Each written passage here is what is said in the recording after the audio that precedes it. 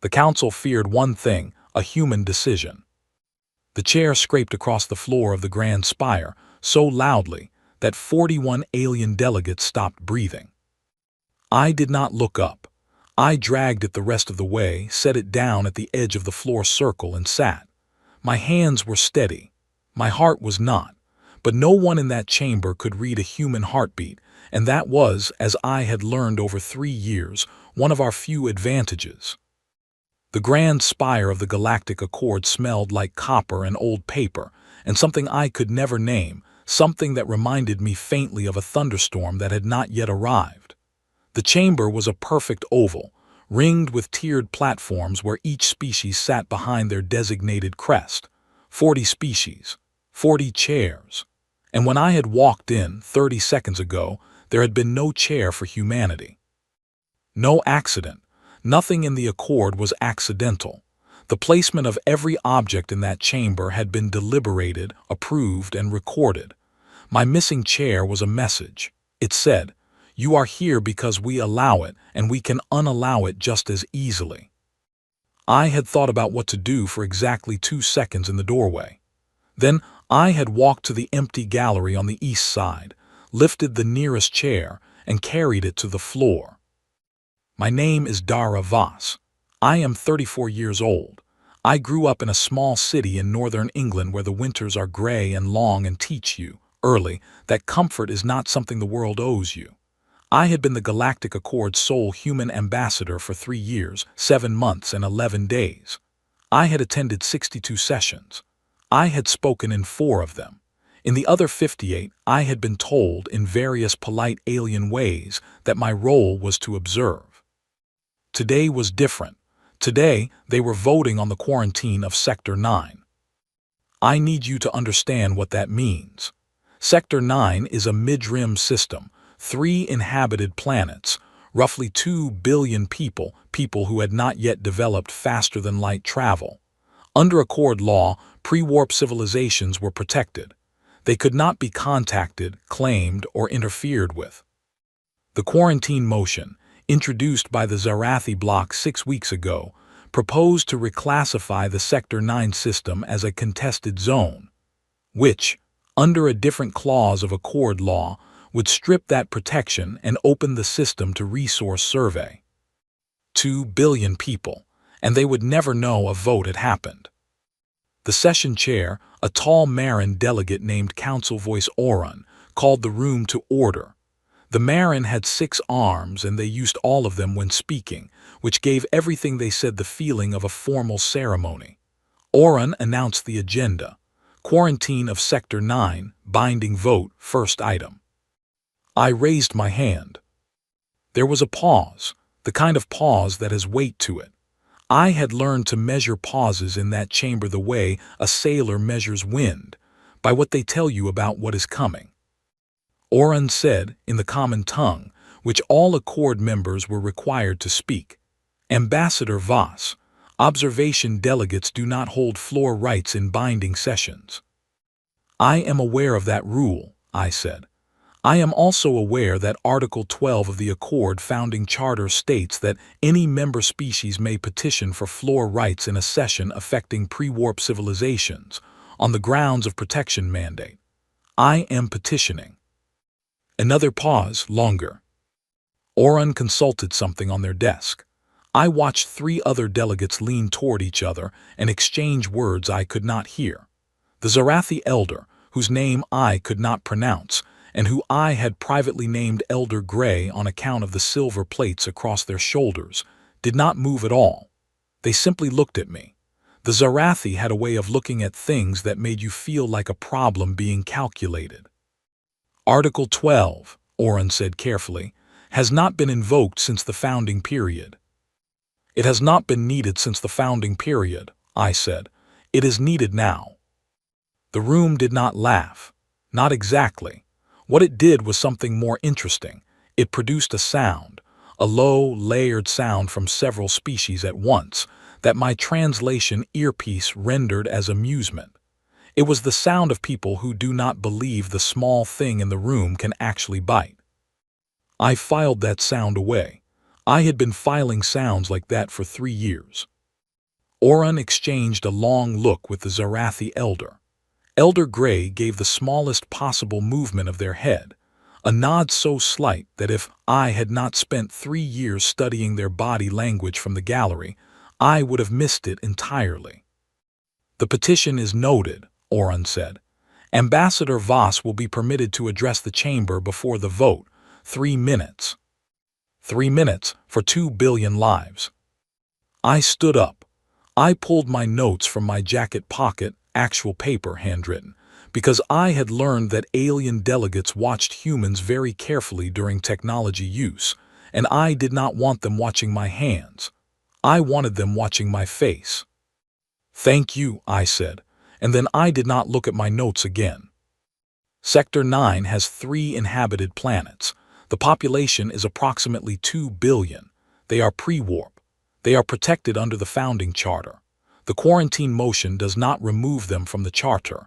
It recategorizes their system in a way that produces the same result through a different legal door.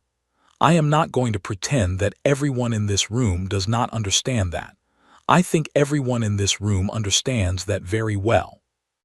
I paused. I let them feel the pause.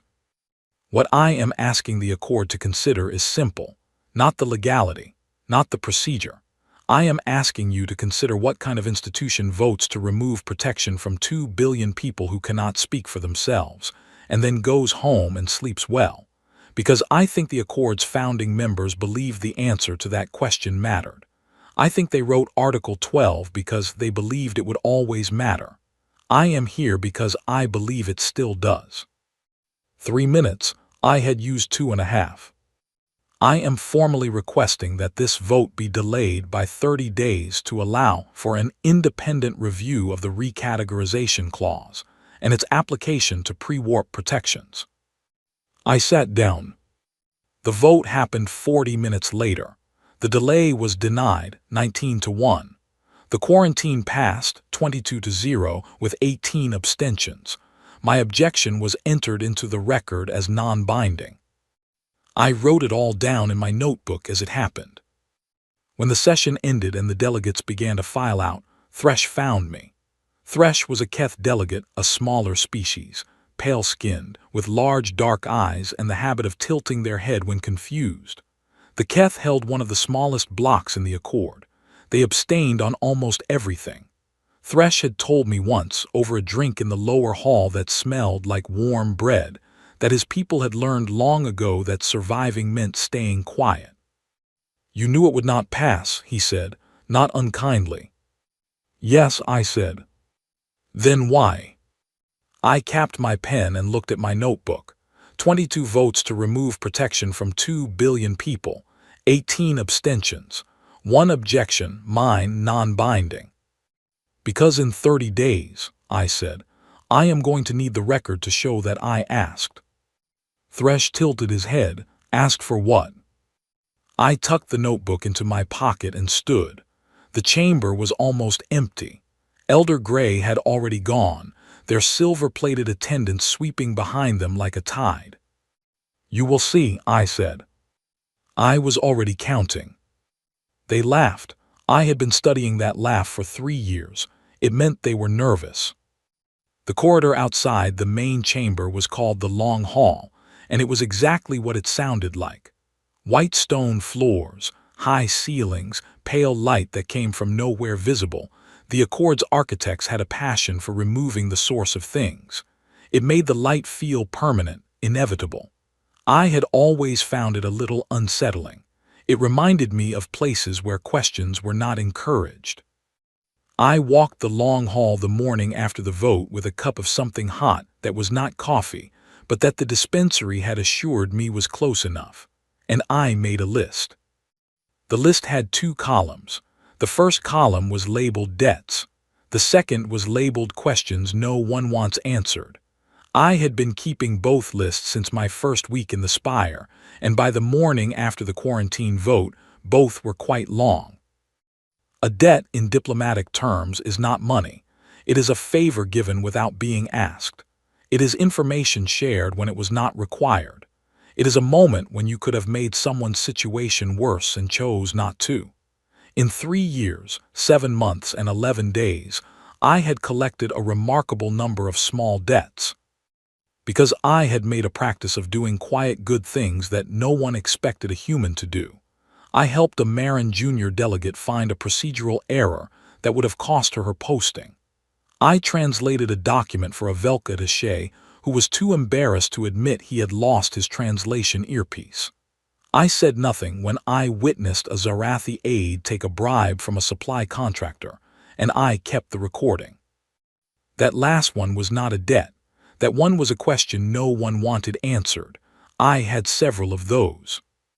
The thing about the Accord was that it had been built by species who had been around long enough to become comfortable. Comfortable in their power, comfortable in their rules, comfortable in the understanding that the rules existed to protect the comfortable. Humanity had arrived late. We had arrived small. We had arrived, as Elder Gray had once said in a session I was not supposed to be monitoring, as an experiment in inclusion that would likely resolve itself. I had thought about that sentence for a long time. What it told me was that the Accord expected us to either become useful and quiet, or become loud and be removed. They had not considered a third option, become useful and loud and impossible to remove cleanly. The 30 days I had asked for in the chamber denied, on record, with my objection attached. I was going to use them anyway, not as an official review period, as a working period. I started with the procedural motions. The Accord's charter allowed any recognized member species to file procedural motions on matters of record. A procedural motion was not a vote. It did not change anything. What it did was require a written response from the session chair within 10 working days, which response was entered into the permanent record. The responses were dry, legal, and almost always identical. They said, "Motion reviewed, no action required." But they had to be written, and they had to be filed, and every one of them created a thread in the official record that connected to the quarantine vote, to the recategorization clause, to the question of pre-warp protections. And every 10-day response cycle meant the matter stayed open, technically, in administrative terms, even though everyone knew it was closed politically. I filed 14 motions in one day. Thresh found me in the records office at the end of it, surrounded by filing receipts and the remnants of my not coffee. 14, he said. He was not asking, he had clearly already counted. The charter does not specify a daily limit, I said. Dara, he sat down across from me. Thresh was one of the very few people in the spire who used my first name. Most delegates called me Ambassador Voss in tones that made ambassador sound like a category of minor inconvenience. What are you doing? I am using the tools that are available to me. You are making them angry. I looked at him. Thresh had dark eyes that were very good at expressing worry.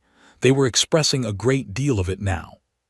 Thresh, I said, they were already doing something worth being angry about. The anger is not the problem. The anger becomes the problem when they use it to remove your member status. That was a real concern. The Accord could, technically, revoke a species membership for what the charter called procedural abuse. It was a vague term. It had been used twice in Accord history, both times against species that had no allies and no leverage. I had been thinking about that. Then we should make sure I have allies, I said, and leverage. Thresh was quiet for a moment. Outside the records office window, the gray-green sky of the spire's home world was doing something complicated with clouds. You said we, he said. I did. I am a Keth delegate. My bloc has 4 votes and a history of staying quiet.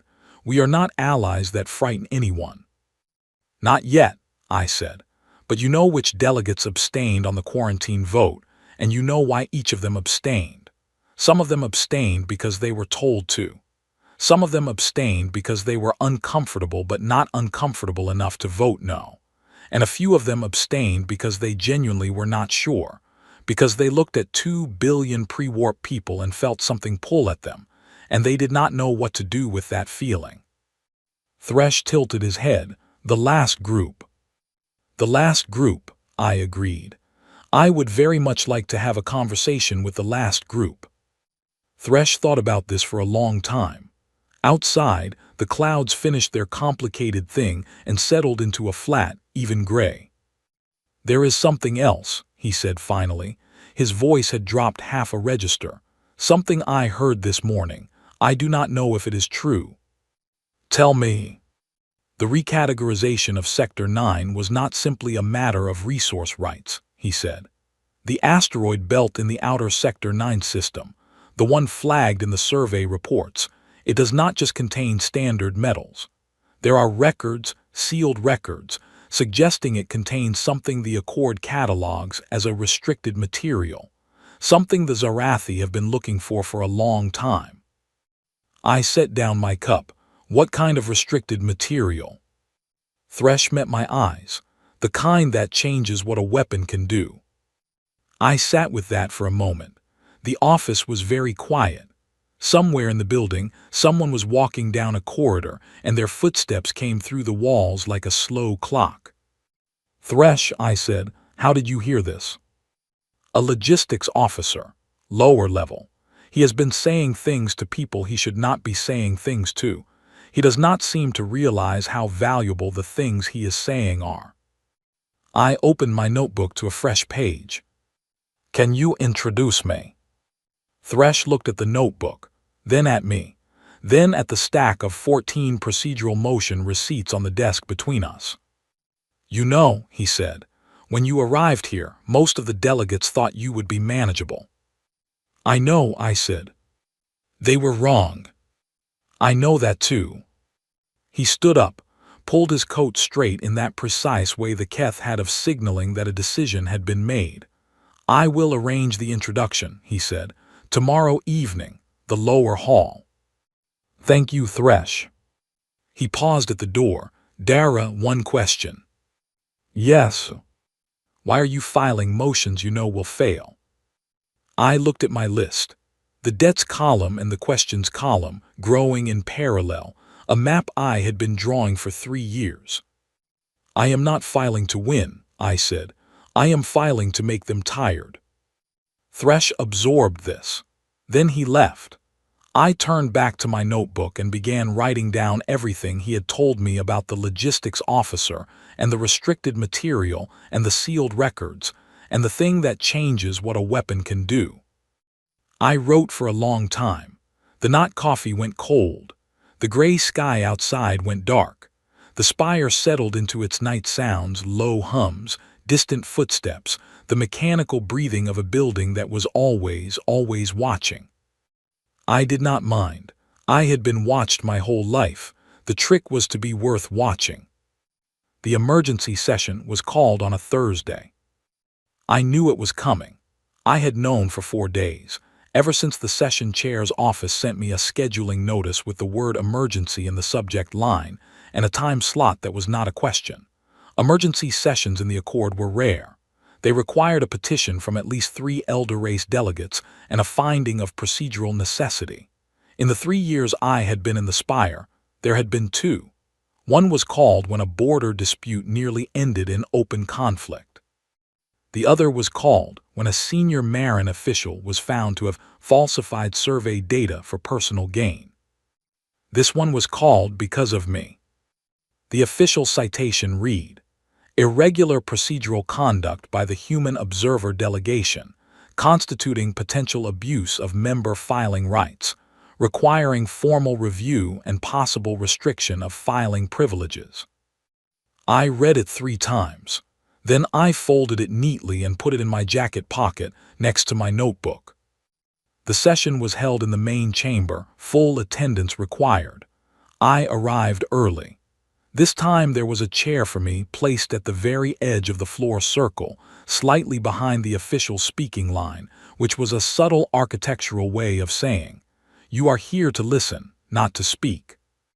I moved the chair 6 inches forward, just enough to be on the speaking line. No one said anything. The chamber filled.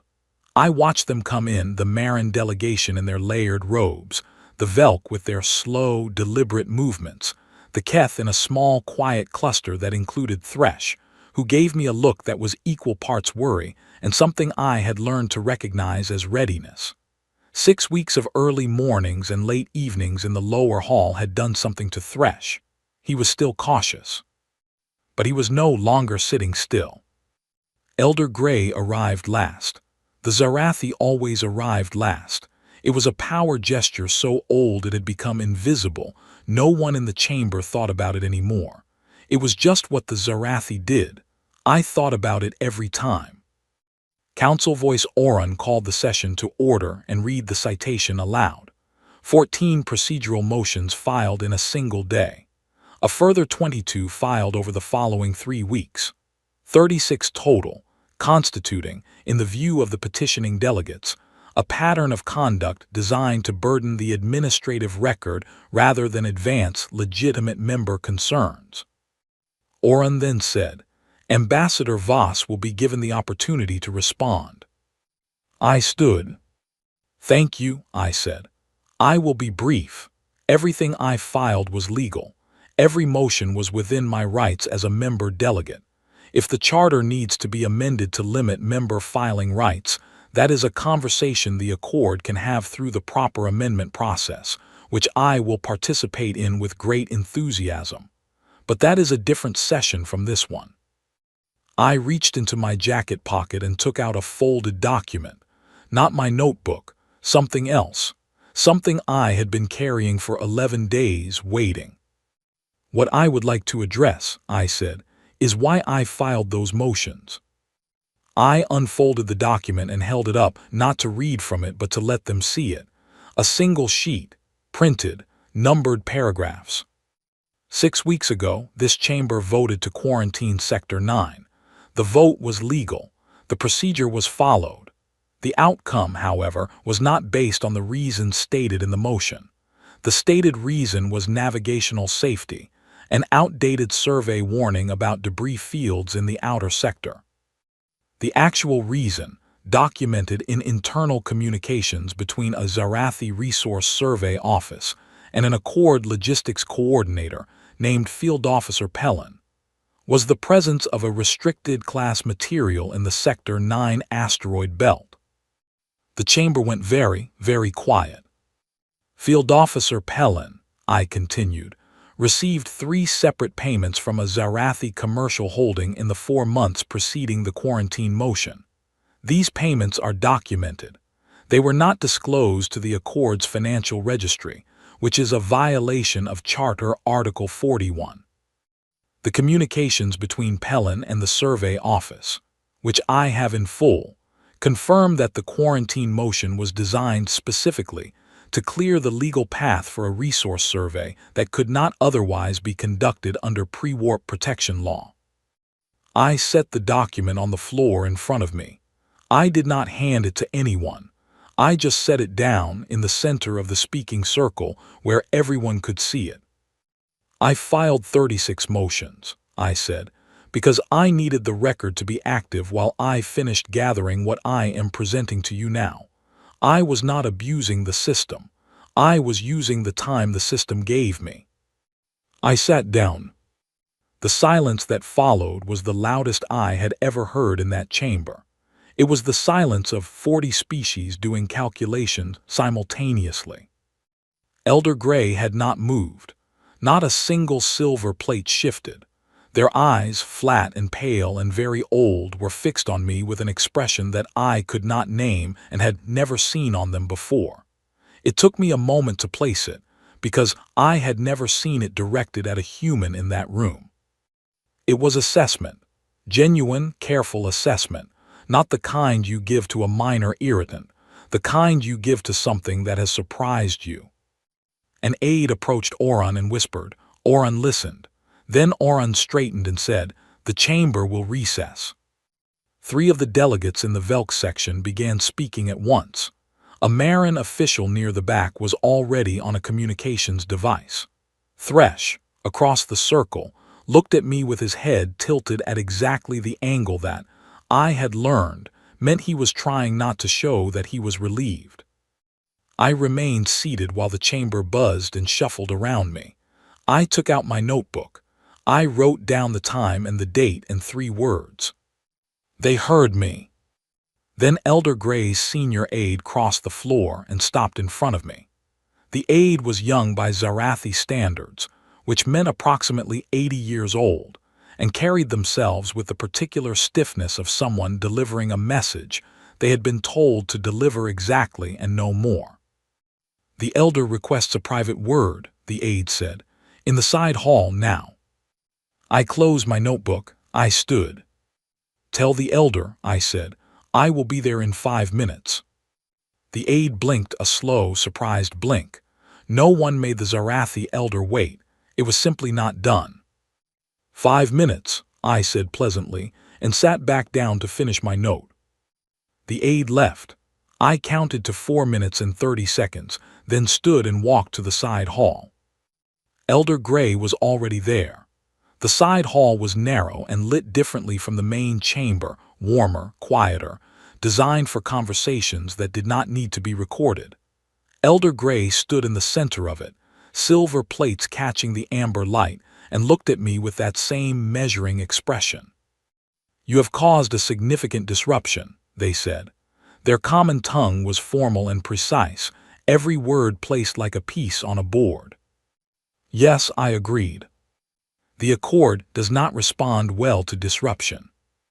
I have noticed, I said. What you are asking for, the tribunal process, the lifting of the quarantine, the review of pre-warp protections, these are not small things. No, I said, they are not. Elder Gray was quiet for a moment. In the amber light, they looked very old and very tired, and I had a sudden, strange feeling that underneath all the silver and the politics and the 600 years of calculated power, there was something that was simply worn out from carrying the weight of decisions made without care. I pushed the feeling aside. I could not afford it.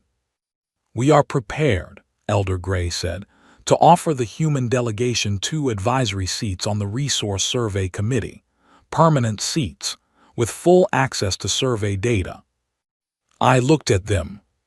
That is a significant offer, I said. It is. My answer is no. The silence stretched. No, Elder Gray repeated. The words seemed to surprise them even as they said it. I want the quarantine lifted. I want the communications between Pelin and the Zarathi Survey Office entered into the Accord tribunal process, and I want a binding vote mechanism established for non-elder member species on matters affecting pre-warp civilizations. I paused. All 3. I will not reduce the list. Elder Gray looked at me for a long time. Then they said something I did not expect. You know what you are risking. I met their eyes, flat and pale and very old and right now genuinely uncertain. I know exactly what I am risking, I said. That is the difference between us. I turned and walked back to the main chamber before they could respond. The recess had not ended. For the first time in Accord history, a recess had been called because of a human. I sat back down in my chair on the speaking line and waited. I waited well. Humans are very good at waiting. We have been doing it our entire history. The recess lasted 72 hours. I did not spend those 72 hours worrying. I spent them working. There is a difference that matters, and it is one of the things humans learn early, that the space between a decision and its consequence is not wasted time. It is preparation time if you are willing to use it. I had a small room in the Spire's residential wing, assigned to me when I had first arrived. It was plain and quiet and had a window that looked out over the lower city, a sprawl of structures built over centuries by species I was still learning to read. I liked it. It had no pretension. It was just a room, and in a building full of rooms that were trying very hard to mean something, a room that simply was a room was a relief. I sat at the small desk by the window, and I wrote out everything I knew. I wrote out the full account of the quarantine vote and the procedural record behind it. I wrote out what Thresh had told me about Field Officer Pellin, and what I had found when I had met Pellin in the lower hall 11 days ago. A tired, middle-aged man who had spent his career moving logistics paperwork and who had not fully understood, until he saw my face across the table, that the payments he had received from the Zarathi holding would eventually lead somewhere like this. Pellin had been frightened. I had been honest with him. I told him I was not interested in destroying him. I was interested in the record, the communications, the payment logs, the survey data. I needed his account of what had been asked of him and when. In return, I told him I would ensure that the tribunal process, if it came to that, would have full context for how he had been approached and what pressure had been applied. I was not his lawyer. I could not protect him, but I could make sure the story was not told with him as the only villain, which it would have been if the Accord's own investigators had found him first. He had given me everything. It had taken 4 hours, 2 cups of the not coffee, and a long silence in which I simply waited and let him decide. The thing about waiting is that it only works if the other person believes you will actually wait. If they sense impatience, even a flicker, they feel the pressure of your need, and they either resist it or they give you what you want just to end the discomfort, which means the information is not reliable. I had learned to wait so completely that the room forgot I was waiting. Pellin had talked because the room had felt safe, and the room had felt safe because I had not needed him to talk. I had simply been present, and eventually the silence had been heavier than the secret. Now, in my room on the 72-hour night, I thought about what would happen next. The Accord had 3 options. The first was to concede, lift the quarantine, open the tribunal, accept the motion for a binding vote mechanism. They would not choose this voluntarily. It was too much to give and too much to be seen giving. The second option was to remove me, revoke humanity's member status on the grounds of procedural abuse. It was technically available to them. It required a 2/3 majority of the full council, which meant Elder Gray needed the Marin, the Velk, and at least 6 smaller block delegates. I had spent the past 3 weeks having quiet conversations with 6 of those smaller block delegates, and I was reasonably confident that 3 of them would not vote against me. Reasonably, not certainly. Certainty was something you earned after the vote, not before. The third option was to run their calculations and wait for me to break. That was what they were actually doing. I was nearly certain of it. The Accord had a predictive system. I had heard it called the theorem in unofficial conversations, always with a kind of quiet reverence that made me think it had never been wrong about anything important. The theorem modeled political behavior. It processed everything it knew about a species, a delegate, a situation, and it produced a probability map. Most likely actions, most likely outcomes, most likely breaking points. Thresh confirmed it the morning of the second day, when he came to my room with 2 cups of something warm and a look on his face that meant he had information, and was still deciding whether telling me was wise. "They are running projections," he said, "on you, specifically on what you will do if they move to revoke." And I said, "The theorem keeps returning an answer the review team does not know how to interpret." He paused. "It says insufficient data." I looked at him. "Insufficient data means it cannot predict your response," Thresh said, "which means it has modeled every response it considers possible and found that none of them fit your established pattern. It has, in its terms, run out of you." I sat with that for a moment. Outside the window, the lower city was doing its morning things, small vehicles moving between structures, the distant sound of something mechanical, the particular quality of early light that is the same everywhere in the universe, and that I have always found quietly reassuring. "Are they frightened?" I asked. Thresh considered this carefully. "The Zarathi do not experience fright in the way that we do, but there is a state they enter when their models fail them. When they cannot predict, they cannot plan, and when they cannot plan, they become careful. Very, very careful." "Good," I said. Thresh set down his cup. "Dura, I need to ask you something. Ask. Do you know what you're going to do? If they move against you, if the vote goes wrong, do you have a plan? I looked at my notebook, at 3 years of lists and records and careful observations, at the document I had set on the floor of the speaking circle 2 days ago. I have a great many plans, I said. That is not what I asked. I looked at him. Thresh, who had spent his career staying quiet because his people had learned that quiet meant surviving. Thresh, who had introduced me to Pelin in the lower hall and had not slept well since. Thresh, who was sitting in my room on the second morning of an emergency recess because he had chosen, somewhere in the last 6 weeks, to stop staying still. No, I said honestly. I do not know exactly what I will do. I know what I want. I know what is right. And I know that those two things are pointing in the same direction. After that, I will decide when I need to. Thresh was quiet for a long moment. My people have a saying, he said finally. It translates roughly as, the one who does not know the end of the path is the only one who keeps walking. I like that, I said. It is not always considered a compliment. I know, I said. I like it anyway. On the morning of the third day, an official communication arrived from Earth. It had been sent 11 hours after news of the emergency session reached our home system, the exact communication delay for that distance, which meant it had been sent within minutes of the news arriving. I recognized the identifier of the Foreign Affairs Office. I opened it at my desk with the window light falling across the page. It was short. Earth's official communications tended to be short when they were most serious.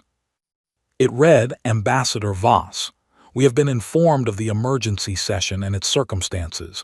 We want to be clear. You represent humanity. Your judgment is our judgment. Proceed as you see fit. We are with you. I read it twice. Then I set it down on the desk and looked out the window at the lower city going about its morning, and I allowed myself, for exactly 3 minutes, to feel the full weight of that sentence. We are with you. 2 billion people in Sector 9 who would never know my name. 8 billion people on Earth who had sent those 4 words across 11 hours of space without asking a single question first. Thresh and his small, quiet block. Pelin, frightened and tired, who had told the truth when it cost him something to do so. I did not feel like a hero.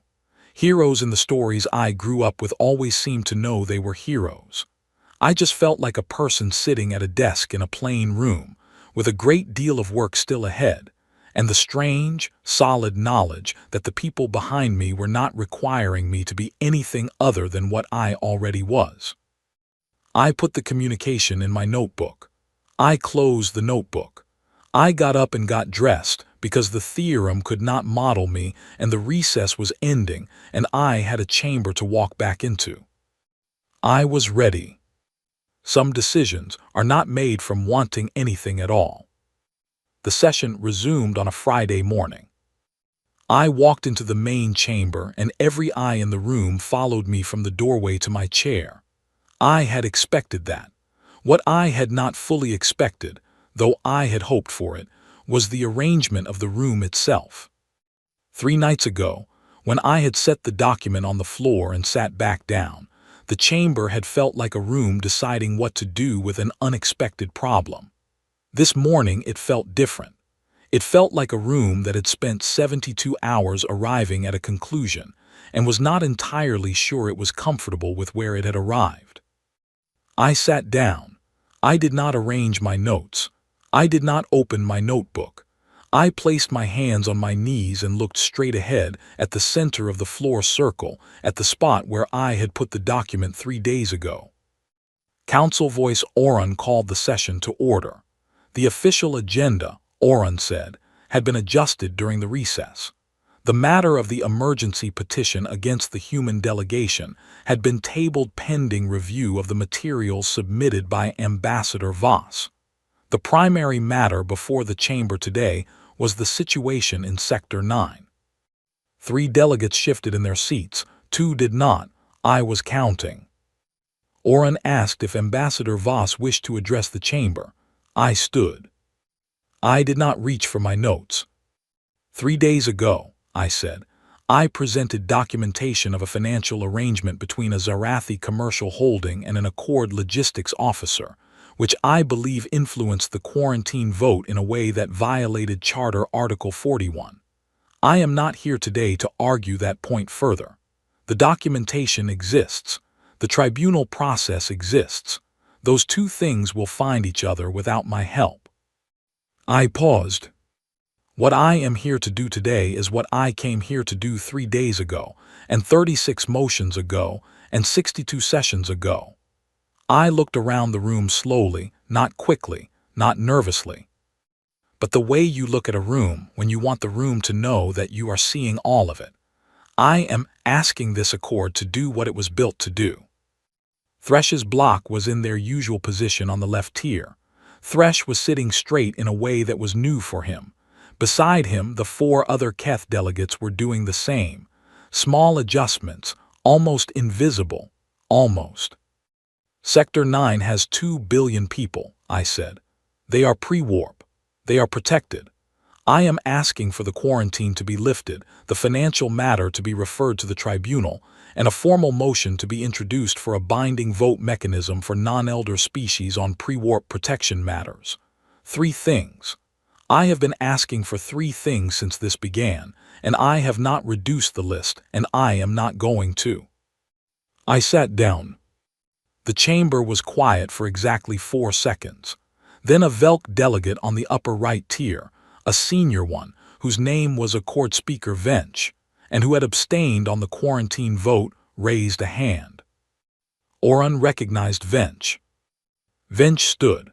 The Velk moved slowly as a species, but they thought fast, and when Vench spoke it was with the careful precision of someone who had been thinking about this moment for a long time.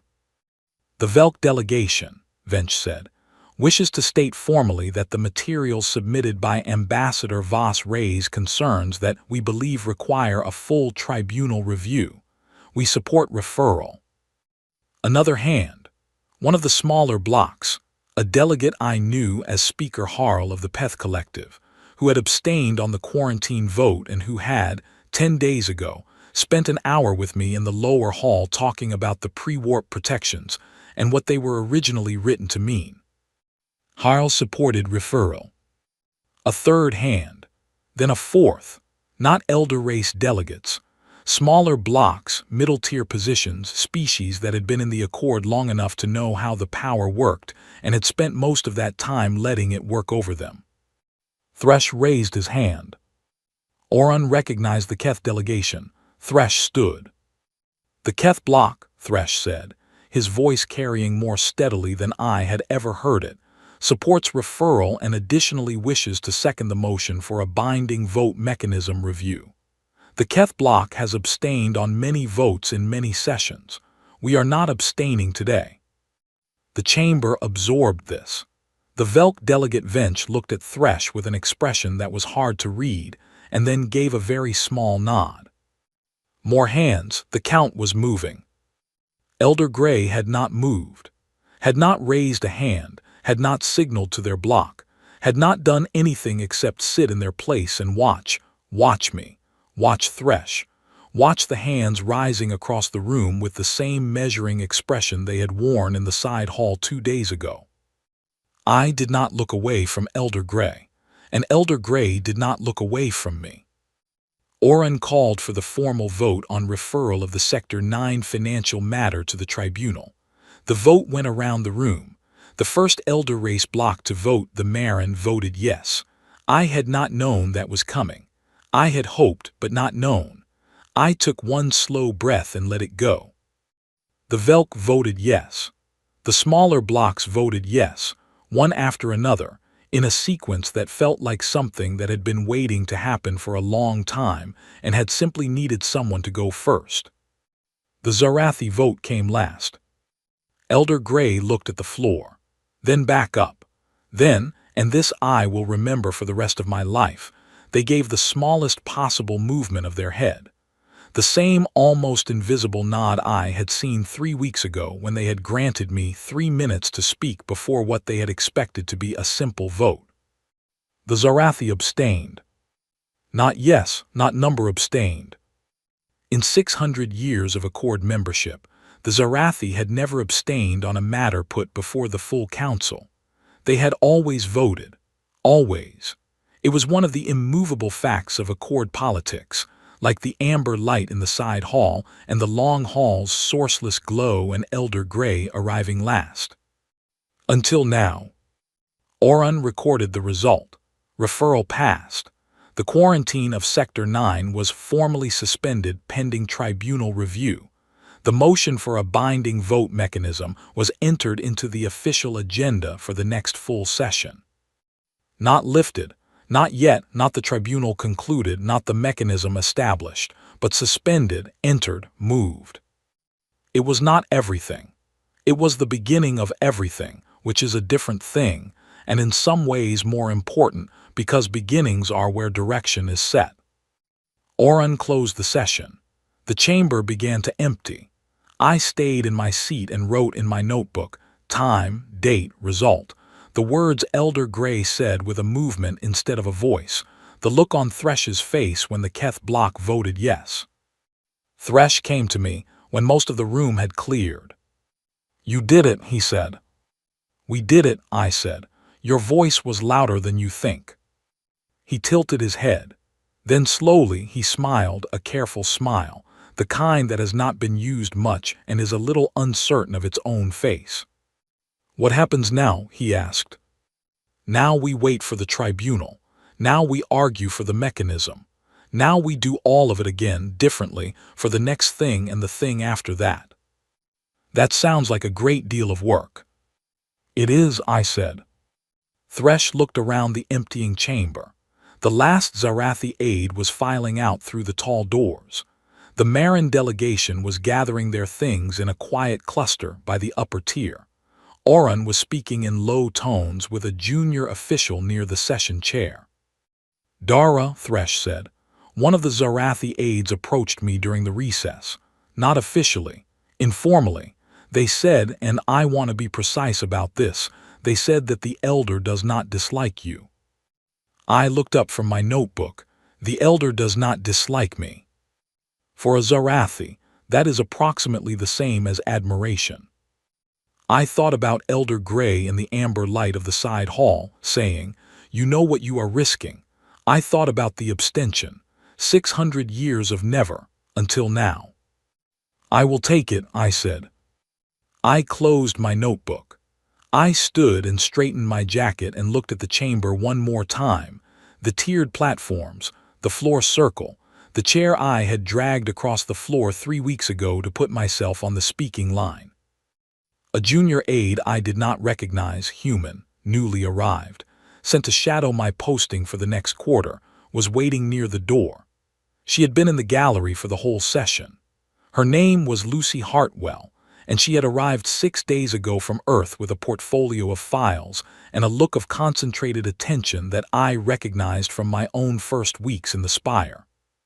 She fell into step beside me as I walked toward the exit. "Ambassador Voss," she said, "can I ask you something?" "Yes." "Are we safe now, after all of this? Did we make enemies today?" I paused just inside the tall doors and looked back at the chamber. The empty speaking circle, the 40 tiered platforms, each one belonging to a species that was, right now, recalibrating something, their models, their strategies, their assessment of what humanity was and what humanity would do next. "Safe?" I said. "No, not entirely. This work does not end." I looked at Lucy Hartwell, who was 26 years old and had her whole career ahead of her and was going to have to learn, as I had learned, that this place rewards the patient and the honest and the impossible to predict. But they will think twice now, not because they know what we will do next, because they have finally accepted that they do not. She thought about that. Is that enough? I pushed open the door. The corridor outside was all white stone and sourceless light, and the long hall stretching ahead. "In this galaxy," I said, Being unpredictable is not a weakness. It is the only currency that never runs out. And humanity, I paused, because I wanted to get this part right, because I wanted her to carry it forward the way I had carried it forward from everyone who had come before me. Humanity has always been very, very good at deciding. We walked out into the long hall. Our footsteps were steady and even, and they carried down the corridor and came back to us, doubled, like an echo that had somewhere to go. Behind us in the chamber, the record was already being updated. Sector 9 suspended. Referral passed. Mechanism pending. The beginning of everything entered into the permanent record of the Galactic Accord on a Friday morning because one human had decided not that she would win, not that she was certain, but that the right thing and the true thing were pointing in the same direction. And that was enough to start walking. And in the Accord's great predictive system, the theorem, the result that had troubled its review team for 72 hours remained unchanged in the archive. Insufficient data. It was the most honest thing the Accord had ever said about us. We kept walking,